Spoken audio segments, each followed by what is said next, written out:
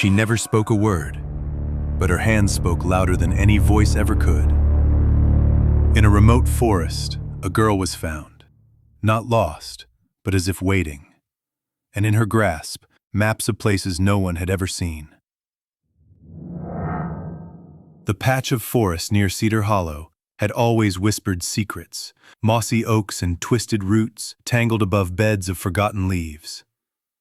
To most, it was just a patch of wilderness in rural Pennsylvania, but on a fog-heavy October morning in 2017, it became the stage for a story no one could have predicted. She was discovered by a local hiker, silent, barefoot, trembling, and utterly alone. No name, no family. The authorities tried speaking to her, nothing but wide, dark eyes staring back. She carried a small satchel, and inside were dozens of hand-drawn maps. But these weren't maps of Cedar Hollow or any familiar town. They hinted at alleyways twisting into nowhere, buildings floating on ink oceans, and staircases that led to empty skies. She was given the temporary name Eli. With no voice to speak, her only communication was through these maps, a cryptic testimony of a mind locked away from the world, and perhaps even from herself. The community reacted with a mix of awe and unease. Who was she? How had she survived the cold forest nights? Why was she mute? And above all, why did she draw worlds that defied reality? Doctors ruled out common causes of muteness. Psychological trauma? Possibly. But Eli's intelligence was evident. She understood complex instructions, navigated people's questions with gestures, and above all, maintained a quiet dignity that made her demanding of respect. In the days that followed, a team of specialists, linguists, psychologists, cartographers, and even artists was assembled to decode her maps and soundless story. What they found blurred the line between the normal and the mysterious, pulling them deeper into a human enigma.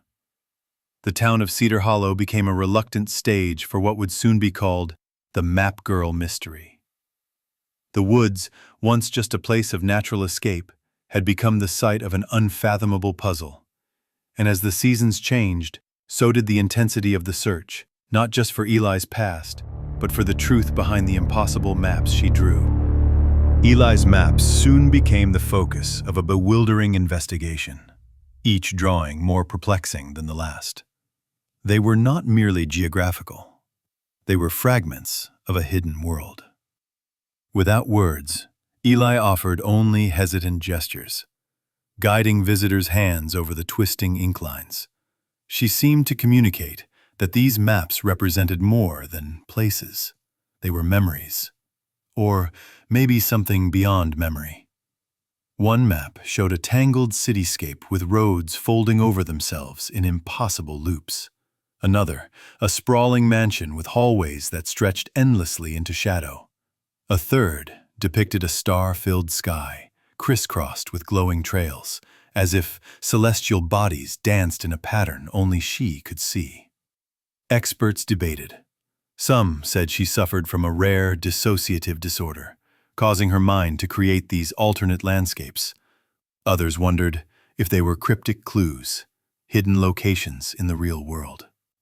The local police began searching for landmarks matching the maps, while the press sensationalized the girl who mapped nowhere. But none fit. As autumn deepened, Eli's behavior added new layers to the mystery. She never slept in a conventional way. When left alone, she would crawl under beds or sit motionless for hours, tracing invisible lines in the air. Volunteers noticed her drawing spontaneously, on napkins, walls, even dirt, maps that no one recognized, but which seemed vital to her. A crucial breakthrough occurred in December 2017, when a linguist named Dr. Sarah Mandel joined the team. Sarah specialized in nonverbal communication and had a background in working with trauma victims. She noticed Eli's hands weren't just drawing. They were signing a symbolic language layered beneath the ink. Slowly, Dr. Mandel learned to interpret the gestures accompanying the drawings. They revealed emotions: fear, longing, wonder. They hinted at a catastrophic event, From Eli's perspective, a fracture in her world that silenced her voice. Researchers also discovered a small, faded tattoo on Eli's wrist, an ancient symbol resembling a labyrinth. It was not common, and its origin was unknown. This tattoo became a beacon, prompting new inquiries into underground groups and forgotten folklore. In a powerful moment of human connection, Sarah drew a map alongside Eli, one showing a childhood home, a nearby river, and a broken fence. Eli's eyes glistened with tears, the first real sign of opening. But just as hope flickered, a harrowing event shattered the fragile calm. One night, Eli vanished from the foster home where she had been placed. The police were alerted instantly. A search ensued through the dense, shadowy woods of Cedar Hollow, the same forests where she had first been found. Hours passed.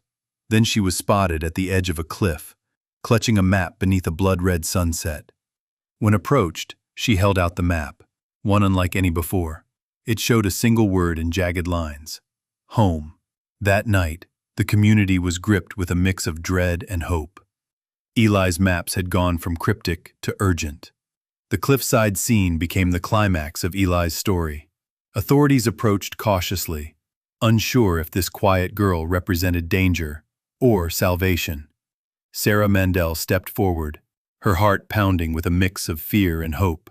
As Sarah gently took the map from Eli's trembling hands, she realized the map was not a place, but a series of memories compressed into lines and symbols, and then it hit them all. Eli's silence wasn't just trauma. It was a self-imposed exile from a past too terrible to speak. Using the symbolic gestures Sarah had pieced together, Eli revealed part of her story.